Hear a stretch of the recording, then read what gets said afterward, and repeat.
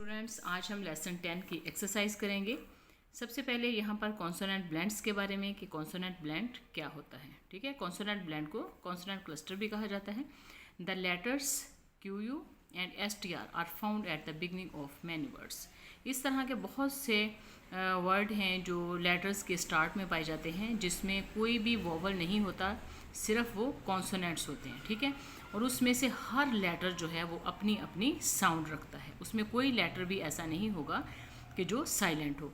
और अगर इस तरह, जैसे ये मैंने यहाँ पर कुछ लेटर्स लिखे हैं, अगर इनमें मिसाल के तौर पे यहाँ पे मैंने SPL लिखा है, यहाँ पे P अगर साइलेंट होता है, SL को हम बोल रहे हैं, P को नहीं बोल रहे, तो ये कॉन्सोनेंट क्लस्टर नहीं होगा। ठीक है, तो कॉन्सोनेंट क्लस्टर जो है वो 2 लेटर भी हो सकते हैं, 3 भी हो सकते हैं, 4 भी हो सकते हैं, लेकिन उसमें ये होगा कि हर लेटर की अपनी अपनी साउंड होगी, हर लेटर अपनी अपनी साउंड देगा, तो उसे कहते हैं कॉन्सोनेंट ब्लेंड्स। ठीक है, जिसमें सिर्फ कॉन्सोनेंट ही होते हैं, उसमें वोवल कोई नहीं होता। ठीक है, तो उसे कॉन्सोनेंट ब्लेंड कहा जाता है, जैसे क्वैक स्ट्रेट। अब यहाँ पर हैं यहाँ पर QU और STR का ब्लेंड दिखाया गया है। Be quiet in the library, I saw a stream of water in the park, my street is very narrow, you should be quick in doing your homework. ठीक है, LP भी हो सकता है किसी वर्ड के स्टार्ट में, FL हो सकता है, SPL हो सकता है, FTS SK हो सकता है, PT और NTS हो सकता है। इनमें से कुछ कॉन्सोनेंट का जो ब्लेंड है वो लेटर्स के स्टार्ट में आता है और कुछ वर्ड्स के स्टार्ट में आता है।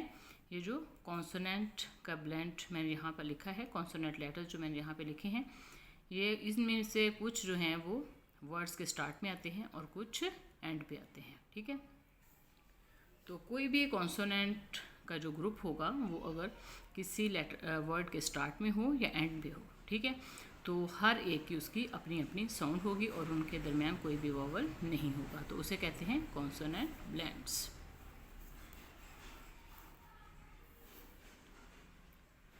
सम statements are given below, talk about the picture. अब यहाँ पर कुछ बयान दिए गए हैं, अब हमने इस पिक्चर को देखना है। इस पिक्चर को देखते हुए हमने इन क्वेश्चंस के आंसर देने हैं। Explain what do you see on the map, ये मैप बना हुआ है, इसमें आप क्या देखते हो, ये हमने बताना है कि इस मैप में हमने क्या क्या देखा। ठीक है, आई सी, अब यहाँ से स्टार्ट करोगे आंसर इसका। I see in the map trees, slides, benches, seesaw, path, swings, garden, ducks pond. ठीक है, how many flower garden do you see, इसमें जो फूलों के गार्डन हैं वो कितने हैं, तो यहाँ पर हैं कितने देखते हो आप, I see 9 flowers garden. Look at the compass and identify where the swings are located. अब ये कंपास बना हुआ है जिसमें डायरेक्शन दिखाई जाती हैं, जिससे इस कंपास से हमें डायरेक्शन का पता चलता है कि कौन सी चीज़ जो है वो किस डायरेक्शन में है। अब इस कंपास की मदद से हमने बताना है कि जो स्विंग्स हैं, झूले जो हैं वो किस साइड पे हैं, कहाँ पर हैं इस मैप में। ठीक है, तो the swings are located in the west. ये देखें इस साइड पे हैं, ये कंपास यहाँ पे है, इसकी मदद से अगर देखें तो ये W वेस्ट को शो करता है, तो वेस्ट साइड पे हैं। ठीक है, the swings are located in the west में हैं swings. What is in the pond, तालाब में क्या है, there are ducks in the pond. Sight words, say and spell the given words. Drink, पीना, वंस एक बार या एक दफ़ा, नेवर कभी नहीं, कोल्ड ठंडा। Read the text again given at the beginning of the unit and answer the following questions. अब हमने जो लेसन है उसको दोबारा से पढ़ना है और इन सवालात के जवाब देने हैं। Where did the family go on picnic? कि फैमिली पिकनिक पर कहाँ गई। The family went to a park for a picnic. The family went to a park for picnic. What happened? क्या हुआ when they spread out the blanket? कि जब उन्होंने कंबल बिछाया तो क्या हुआ। When they spread out the blanket, it promptly got raining and dark. फ़ौरन जब बारिश शुरू हो गई और अंधेरा छा गया। Where did they decide to go for their entertainment in future? फिर उन्होंने क्या फ़ैसला किया कि हम यानी कि फ्यूचर में दोबारा कहाँ सैर के लिए जाएंगे। They decided to go for their entertainment in future to see movies, movie देखने का सोचा कि मूवी देखने के लिए जाएंगे, और या फिर they will go to the mall, और या they will go to the mall, या फिर वो किसी मॉल में जाएंगे या फिर मूवी देखने जाएंगे। How was their picnic ruined, how was their picnic ruined, कि उनकी पिकनिक जो है वो कैसे बर्बाद हो गई, तबाह हो गई। Their picnic was ruined by rain, बारिश की वजह से उनकी पिकनिक जो है वो ख़राब हो गई। Read the questions and select one option out of 3। यहाँ पे क्वेश्चन दिया गया है और 3 ऑप्शन है, उनमें से आपने एक को सिलेक्ट करना है, गिव रीज़न, और फिर उसकी रीज़न भी बतानी है कि आपने इसे क्यों सिलेक्ट किया। What is the author's purpose in writing this poem, कि जो मुसन्नफ़ है, ऑथर है, उसका ये पोइम लिखने का क्या मकसद था। टू इन्फॉर्म, उसका ये मकसद क्या था, टू इन्फॉर्म करना था हमें कि जब कहीं बाहर जाओ तो वेदर को चेक कर लो कि वेदर कैसा रहेगा। The author's purpose in writing this poem is, ये था is that we should check weather, that के we should check weather before going to picnic, के पिकनिक पे जाने से पहले हमें वेदर को चेक कर लेना चाहिए। Do you think the author is, कि जो मुसन्निफ़ था वो क्या था आपके ख़्याल में, प्लीज़ था, सैड था कि फ़नी था। मेरे ख्याल में तो सैड था।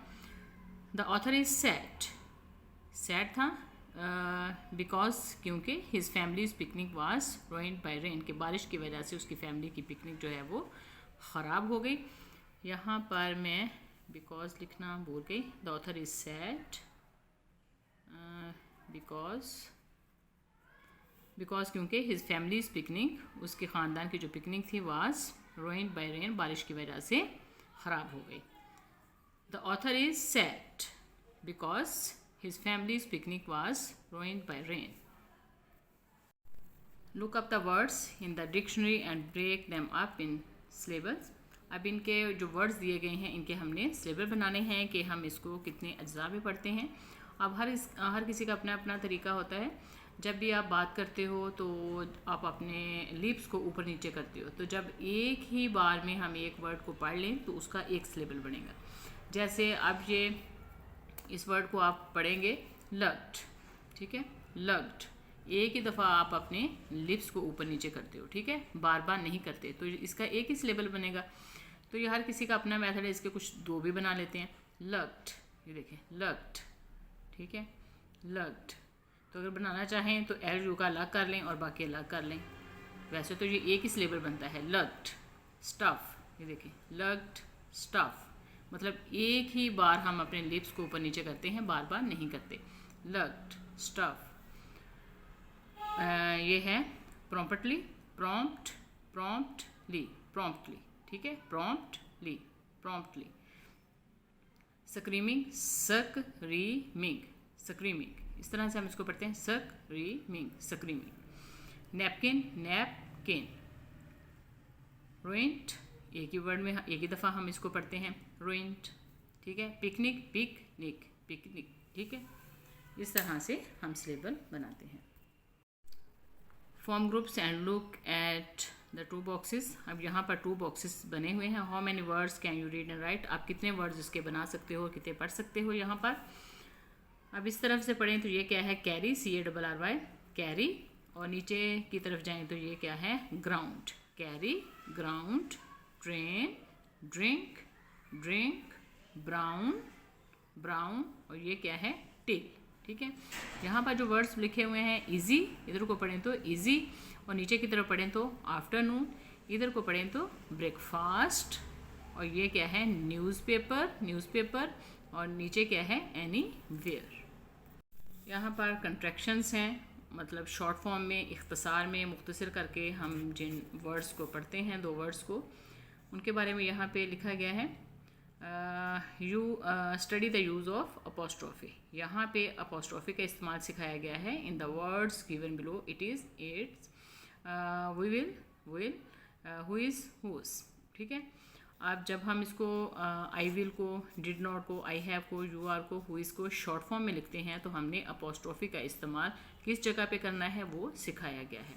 जहाँ से हम वर्ड्स को शॉर्ट करना, मतलब स्टार्ट में जहाँ से हम वर्ड को, जिस जगह से वर्ड को हम नहीं लिखते वहाँ पे हम जिस लेटर को हम छोड़ देते हैं बीच में से, वहाँ पे हम अपोस्ट्रोफी लगाते हैं। ठीक है, आई के बाद हमने डब्ल्यू को छोड़ा तो आई के बाद ये अपोस्ट्रोफी का इस्तेमाल किया गया। ठीक है, अब देखो डिड नॉट में एन के बाद हमने ओ को छोड़ा तो ऊपर हमने इसके अपोस्ट्रोफी का इस्तेमाल किया। ठीक है, आई के बाद हमने एच को छोड़ा तो इसके बाद ऊपर हमने अपोस्ट्रोफी का इस्तेमाल किया। तो यू के बाद ए को छोड़ा यहाँ पे तो अपोस्ट्रोफी का इस्तेमाल किया। यहाँ पे आई को बीच में से मिस कर दिया तो यहाँ पे हमने अपोस्ट्रोफी का इस्तेमाल किया। जहाँ से हम लेटर को छोड़ देते हैं वहाँ पे हम अपोस्ट्रोफी का इस्तेमाल करते हैं। तो अपोस्ट्रोफी से हमें समझ आती है कि यहाँ पे हमने वर्ड को शॉर्ट फॉर्म में लिखा है, दो वर्ड्स को हमने मिला के लिखा है, कुछ यहाँ पर मिसिंग है। अपोस्ट्रोफी से हमें पता चलता है। I will say my prayer and then sleep. I, इसको पढ़ेंगे I. Did not, didn't. I have को आई, यू आर को यू आर, हु इज़ को हु इज़। ठीक है, जब हम इसको शॉर्ट फॉर्म में पढ़ते हैं तो हम इसको स्पीड से पढ़ते हैं, तेज़ी से पढ़ते हैं, दो वर्ड्स को आपस में मिलाकर जल्दी से पढ़ने की कोशिश करते हैं शॉर्ट फॉर्म में। Read the following sentences and note the use of preposition. यहाँ पे प्रेपोजिशन का इस्तेमाल सिखाया गया। प्रेपोजिशन क्या है? Preposition shows the relationship of a noun और अ प्रोनाउन। ये रिलेशनशिप को शो करती है कि नाउन और प्रोनाउन या फिर किसी दूसरे वर्ड सेंटेंस में किसी दूसरे लफ्ज़ के साथ इनका आपस में क्या रिलेशन है, क्या ताल्लुक़ है। तो इसके लिए हम प्रेपोजिशन का इस्तेमाल करते हैं। The bird is in the cage, कि परिंदा जो है वो पिंजरे में है। ठीक है, अब परिंदे का और पिंजरे का आपस में क्या रिलेशन है कि जो परिंदा है वो पिंजरे में है। Read the following sentences and note the use of preposition. Preposition क्या है? पोजीशन को शो करने वाले वर्ड जो किसी भी चीज़ की पोजीशन को शो करते हैं कि कौन सी चीज़ जो है वो किस जगह पर है, किस पोजीशन में है।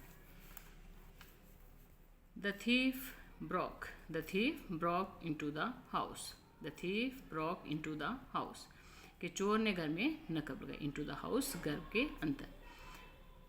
Can you jump over the rope. Can you jump over the rope.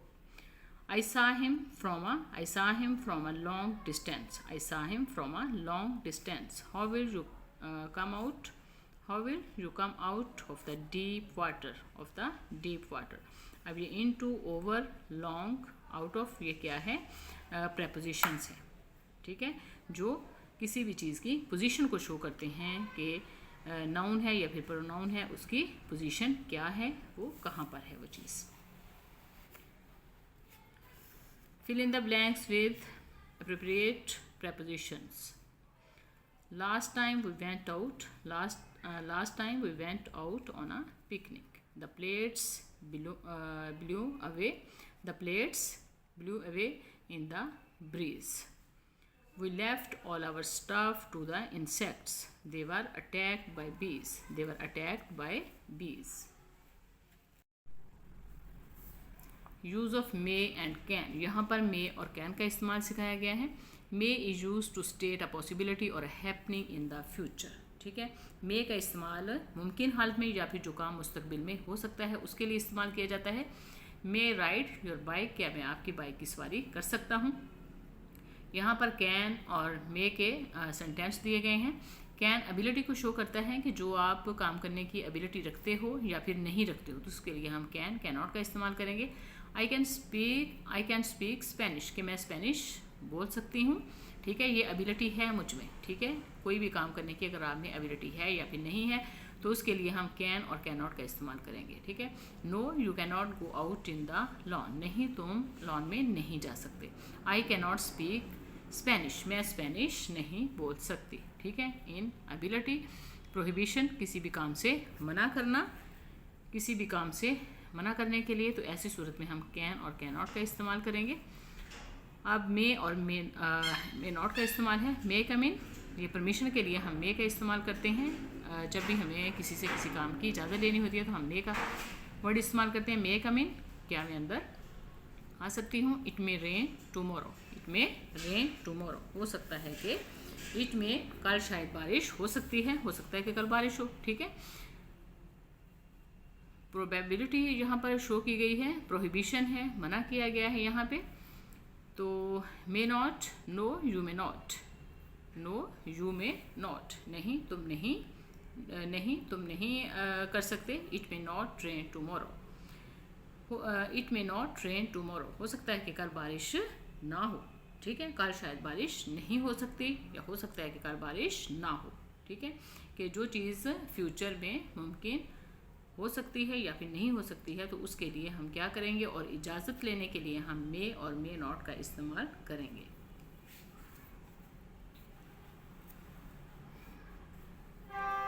Choose the appropriate modal verbs for each sentences. Can should be used to express ability or permission. Can you ride the bike? For example, can you ride the bike? यहाँ पर can और मे का इस्तेमाल सिखाया गया है। Can should be used, can को कहाँ हमें इस्तेमाल कर सकते हैं, can should be used to express ability. मैंने पहले भी बताया है कि जिस बात में एबिलिटी शो करनी हो, ठीक है, एबिलिटी काबिलियत शो करनी है, या फिर किसी से कोई इजाज़त, किसी को कोई इजाज़त देनी है, can you ride the bike, कि तुम बाइक जो है उसकी सवारी कर सकते हो, कि तुम ये काम कर सकते हो, कि जो काम मुमकिन है, ठीक है, उसके लिए हम कैन का इस्तेमाल करेंगे। कैन और मे को यहाँ पे हम चूज़ करेंगे सेंटेंस के हवाले से। कैन यू स्विम, क्या तुम तैर सकते हो, मतलब क्या तुम में ये एबिलिटी है, कैन यू स्विम। अब आगे है कि may eat the last piece of the cake, क्या ये यहाँ पर इजाज़त मांगी गई है कि क्या मैं केक का जो लास्ट पीस है क्या मैं वो खा सकता हूँ। I can finish my work on time, मैं अपना काम जो है वो वक्त पर फिनिश कर सकता हूँ, ये मुझ में काबिलियत है, ठीक है। May sit in the front, यहाँ पे परमिशन मांगी गई, इजाज़त। May sit in the front row, के मैं पहली कतार में बैठ सकता हूँ। May get something to eat, क्या मैं खाने के लिए कुछ ले सकता हूँ, यहाँ पर भी इजाज़त मांगी गई है। She can cook a tasty meal, she can cook, वो पका सकती है, उसमें ये एबिलिटी है कि वो टेस्टी मील जो है वो पका सकती है, ठीक है। जब आप में कोई काम करने की एबिलिटी होती है तो उसके लिए हम, होती है या फिर नहीं होती है, उसके लिए आप कैन का इस्तेमाल करते हो। जब आपने किसी से कोई इजाज़त लेनी हो, किसी से किसी भी काम की, तो उसके लिए आप मे का इस्तेमाल करते हो। Use of synonyms and antonyms. Antonym मुतज़ाद अल्फाज को कहते हैं जो बिल्कुल उल्ट होते हैं, ठीक है, यानी कि एक वर्ड का जो बिल्कुल उल्ट मतलब होता है, दूसरा हम वो वाला वर्ड लिखते हैं, जैसे सुबह शाम, ठीक है, सुबह शाम, रात दिन, इस तरह से। एंटोनिम्स मुतज़ाद अल्फाज होते हैं, उल्ट अल्फाज होते हैं। सिनोनिम्स मुतरादिफ अल्फाज। मुतरादिफ अल्फाज जिनके मीनिंग, दो वर्ड्स के मीनिंग जो हैं वो सेम हो, जैसे राउंड और सर्कल, एक ही बात है, सर्कल भी दायरा है और राउंड भी दायरा है, ठीक है। बिगन स्टार्ट, बिगन ये भी शुरू करना है, स्टार्ट भी शुरू करना है। एंड फिनिश, एंड हो गया, फिनिश हो गया, ठीक है। जिन दो वर्ड्स के मीनिंग आपस में मिलते जुलते हों, सेम मीनिंग हो, तो उन्हें क्या कहते हैं, मुतरादिफ अल्फाज। और मुतज़ाद होते हैं उलट अल्फाज, जैसे more, less, big, small, tall, short, high, low, ठीक है, बिल्कुल उलट, जैसे दिन रात, सुबह शाम, काला गोरा, इस तरह से, ठीक है। Right a synonym for each word from the box, यहाँ पर बॉक्स में कुछ वर्ड दिए गए हैं और हमने इनके सिनोनिम लिखने हैं, यानी कि मुतरादिफ सेम मीनिंग वाले जो इनके साथ मिलते हैं वो वाले वर्ड्स लिखने हैं। क्विक, फास्ट, क्विक भी, क्विक मतलब जल्दी से करो, क्विकली करो कोई काम, फास्ट तेज़ी से करो, quick fast. Mistake, error, mistake, error. Hurt, injure, hurt, injure, difficult, hard, choose, select. अब यहाँ पे लिस्ट बनानी है। Make a list of things you need to carry while going on a picnic, जब आप पिकनिक पर जाते हो तो आपको किन किन चीज़ों की ज़रूरत होती है, कौन सी चीज़ें हैं जो आपको साथ लेकर जानी चाहिए, वो यहाँ पर लिखी गई हैं। A mat, ice pack, food, umbrella, paper napkins, carpet, glass, plates, trash bag, bottle opener और बग स्प्रे। पैराग्राफ राइटिंग, यहाँ पर वर्ड बैंक दिया गया है, ठीक है, वर्ड बैंक, यहाँ पर कुछ वर्ड्स दिए गए हैं, इनको इस्तेमाल करते हुए हमने एक स्टोरी लिखनी है, इन वर्ड्स को हमने इस्तेमाल करते हुए एक स्टोरी लिखनी है। जिसका टाइटल क्या होगा, इन वर्ड्स को देखते हुए इनका टाइटल क्या होगा, मदर्स केयर, माँ की देखभाल। मदर्स केयर, ये एक लाइन उन्होंने दी हुई थी पहले से ही, इसी से हमने आगे स्टोरी स्टार्ट करनी है। टाइटल होगा मदर्स केयर, माँ की देखभाल, कि माँ किस तरह से अपने बच्चों की देखभाल करती है। हमायूं केम होम, हमायूं घर आया after playing the match, match खेलने के बाद। ही वॉज वेरी हंग्री, वो बहुत भूखा था। हिज मदर मेक्स सूप, उसकी माँ उसके लिए सूप बनाती है। The soup was too hot, soup बहुत ज़्यादा गर्म था। हिज टंग बर्न, उसकी ज़ुबान जल गई। ही स्टार्टेड, उसने शुरू कर दिया। शाउटिंग, चिल्लाना। ही स्टार्टेड शाउटिंग, उसने चिल्लाना शुरू कर दिया। हिज मदर केम, उसकी माँ आई। She took ice cubes from freezer, उसकी माँ ने फ्रीज़र से आइस क्यूब्स लिए। And grabbed ice cubes in on his tongue, और उसकी ज़ुबान पर आइस क्यूब्स जो थे वो रख दिए। She also put bread pieces in it, उसने इसमें कुछ, उसके सूप में कुछ ब्रेड के जो पीसेस थे वो भी डाल दिए। आफ्टर समटाइम्स, थोड़ी देर के बाद, इट कूल डाउन, वो कूल डाउन हो गया। And he could eat some food. After some time, थोड़ी देर के बाद, इट कूल डाउन, वो आफ्टर सम टाइम, कुछ देर के बाद, इट कूल डाउन, जो सूप था वो कूल डाउन हो गया। And he could eat some food, तो वो कुछ फिर खा सका। ठीक है, उसकी माँ ने क्या किया कि उसमें ब्रेड के कुछ पीसीस डाल दिए उसके सूप में, तो सूप जो था वो ठंडा हो गया, और उसके बाद फिर वो कुछ खा सका। And he could eat some food, फिर वो कुछ खुराक खा सका। ये इन वर्ड बैंक को, इन जो वर्ड्स दिए गए थे, इन सब को मैंने इसमें इस्तेमाल किया है, यहाँ पर इस्तेमाल करते हुए ये स्टोरी बनाई है। ठीक है, आप इसको अपनी कॉपी पर लिख लीजिएगा। अब यहाँ पर है टंग ट्विस्टर्स, ज़बान तोड़ जुमले। इसमें साउंड सिखाई जाती है, कुछ लेटर्स की जो है वो साउंड सिखाई जाती है, जिसमें बच्चे खेल खेल में लेटर्स की जो साउंड है वो सीख लेते हैं, और इस को तेज़ी से पढ़ने की आपने कोशिश करनी है। I thought a thought, but the thought I thought was not है, इसको शॉर्ट फॉर्म में हम पढ़ेंगे wasn't. The thought, I thought, ठीक है। I thought a thought, but the thought I thought wasn't the thought I thought. यहाँ पर TH की साउंड सिखाई गई है कि TH को जब हम मिला के पढ़ते हैं तो थे की साउंड आती है। ठीक है, I thought a thought, but the thought I thought wasn't the thought I thought. ठीक है, तो इस तरह से हम वर्ड्स की जो है, कुछ लेटर्स की जो है वो साउंड सीखते हैं बच्चे। ओके स्टूडेंट्स, आज की जो हमारी एक्सरसाइज है यहीं पे कंप्लीट होती है। अगर आपको मेरी ये वीडियो अच्छी लगे तो इसे लाइक करें, सब्सक्राइब करें, अपने फ्रेंड्स के साथ ज़रूर शेयर करें। अल्लाह हाफिज़।